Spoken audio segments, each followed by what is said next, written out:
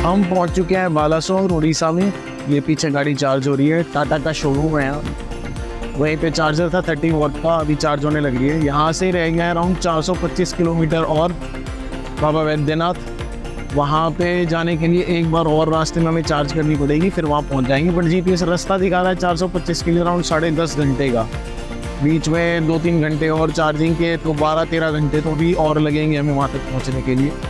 कल सुबह तक, जहाँ तक है मेरा आइडिया है, कल सुबह 4-5 बजे तक हम वहाँ पर पहुँच पाएंगे। इसी के साथ हमारे 10 ज्योतिर्लिंग कंप्लीट हो जाएंगे।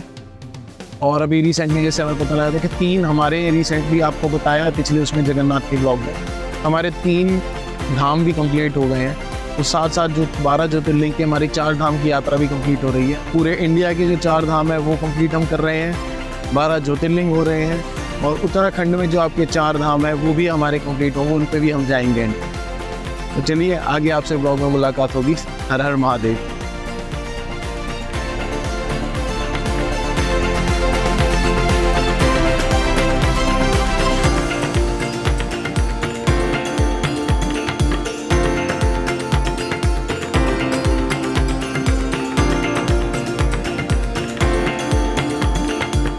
दोस्तों रात के बज रहे हैं 11:50। आंखों में है नींद क्योंकि मैं ड्राइव कर रहा था, नहीं सो रहा था। अब बारी है मेरे सोने की थोड़ी देर में। हम पहुंच चुके हैं चंद्रानी। टाटा मोटर्स है चंद्रानी की, जगह का नाम तो शायद ये है नहीं। हमें अभी वेस्ट बंगाल में आसनसोल से थोड़ा पहले। नेक्स्ट अब 124 किलोमीटर दूर बचा है हमारा नेक्स्ट ज्योतिर्लिंग, जो कि है बाबा वैद्यनाथ। वहाँ पे हम पहुँच जाएंगे अराउंड, जहाँ तक अब आइडिया है, 3 घंटे के आसपास में। चार्जिंग ही लास्ट है वहाँ पहुँचने से पहले। फुल चार्ज हमारी बैटरी होने वाली है, 97% हो चुकी है। यहाँ से चार्ज करके वहाँ पे दर्शन करके, वहाँ पे कोई भी चार्जिंग स्टेशन नहीं है। और वहाँ से बाहर निकल के हम देखेंगे, वहाँ पहुँचने के बाद देखेंगे कि नेक्स्ट चार्ज कहाँ पे करनी है। तो अब आगे आपको सीधा हम बाबा वैद्यनाथ में मिलते हैं, वहाँ पे दर्शन कराएंगे, फिर अपना आगे बढ़ेंगे। हर हर महादेव।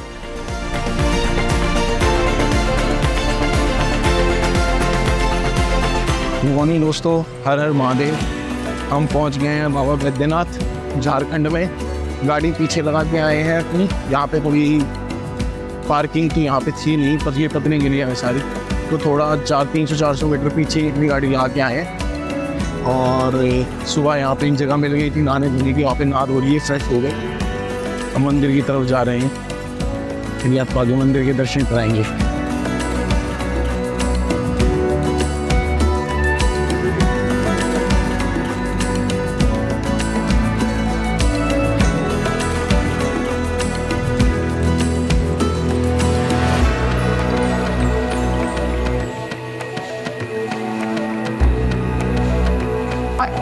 दोस्तों हम पहुंच गए हैं मंदिर में। ये पीछे देखिए, चप्पल तो बारी उतारी, दक्षिण द्वार से हमने एंटर करा था। ये लिए पूरी बाबा पे चढ़ाने के लिए।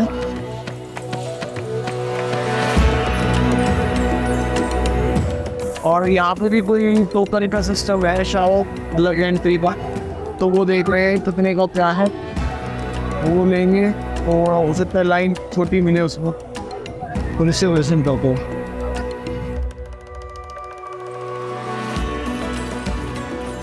तो चलिए दोस्तों, अब आपको वैद्यनाथ ज्योतिर्लिंग के बारे में कुछ बातें बताते हैं। 12 ज्योतिर्लिंगों में से 9वां ज्योतिर्लिंग वैद्यनाथ धाम के नाम से जाना जाता है। वैद्यनाथ धाम झारखंड के देवगढ़ में स्थित है। धार्मिक मान्यताओं के अनुसार इस ज्योतिर्लिंग की स्थापना स्वयं भगवान विष्णु ने की थी। 12 ज्योतिर्लिंगों में सर्वश्रेष्ठ कामनालिंग बाबा वैद्यनाथ की पावन भूमि को यूं तो विश्व भर में जाना जाता है, लेकिन बहुत कम ही लोगों को पता है कि यह वही पवित्र स्थल है जहां शिव और शक्ति का मिलन होता है। हमने यहाँ पे आके भी एक पंडित जी को कर लिया था ताकि हमारी पूजा वगैरह अच्छे से हो सके। तो उन्होंने, हमें भीड़ बहुत ज़्यादा थी तो उन्होंने इस एंट्री के बारे में बताया। बिना कार्ड के यहाँ पे प्रवेश ना करे लिखा है। स्पेशल एक कार्ड बनता है, VIP कार्ड जिसे कह देते हैं, वो आप बनवा के इस लाइन में भी आ सकते हैं। पर यहाँ पे भी आप देख सकते हैं कितनी ज़्यादा भीड़ थी। तो आप दूसरी लाइन में सोचिए, ये देखिए इन रास्तों से जाते हैं, ऊपर बना रखे हैं कवर्ड रास्ते, वो नॉर्मल लाइन थी। यहाँ से एंट्री करने के बाद हम आगे दर्शन के लिए आगे बढ़े थे।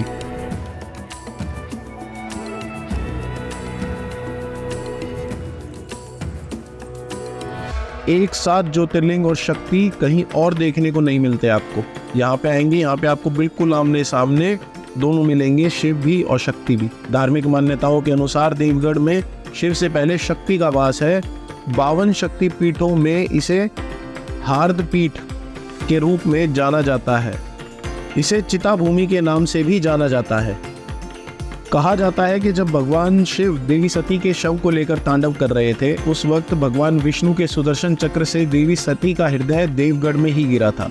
मान्यता के अनुसार उस अंग का यहाँ देवताओं द्वारा विधि विधान पूर्वक अग्नि संस्कार किया जाने के कारण ही इसे चिता भूमि के नाम से भी जाना जाता है। कहा जाता है कि आज भी यहाँ की मिट्टी में अगर आप खुदाई करेंगे तो अंदर से आपको राख ही निकलेगी। कहा यह भी जाता है कि सती का हृदय स्थल गिरने वाले स्थान पर ही बाबा बैद्यनाथ की स्थापना की गई है। यहाँ के शमशान को भी महाशमशान का दर्जा दिया गया है। तंत्र मार्ग से देवगढ़ को काफी महत्वपूर्ण स्थान माना जाता है। शक्तिपीठ होने के कारण ही इसे भैरव का स्थान भी माना जाता है।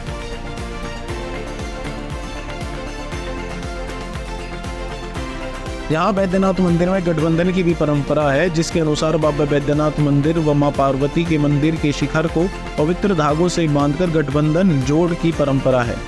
यह परंपरा शिव और शक्ति के गठजोड़ या गठबंधन को कहा जाता है। शास्त्रों में भी बाबा बैद्यनाथ मंदिर और मां पार्वती के मंदिर के शिखर को धागों गठबंधन से जोड़ने की परंपरा का वर्णन है। यहाँ आने वाले भक्त बाबा का जलाभिषेक करने के बाद अपनी मनोकामना की पूर्ति व परिवार के खुशहाली के लिए बाबा बैद्यनाथ व मां पार्वती मंदिर के बीच पवित्र गठबंधन कराते हैं। यह प्रथा यहाँ की विशेषताओं में से एक है, जो किसी अन्य ज्योतिर्लिंग में देखने को नहीं मिलती।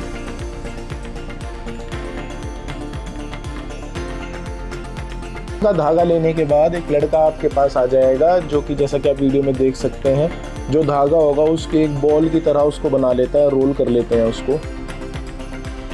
फिर उसको लेके मंदिर के शिखर पर, ये सीढ़ियाँ लगी हुई हैं और आगे जाकर आप देखेंगे ऊपर जाएगा तो चेन भी लगी हुई है।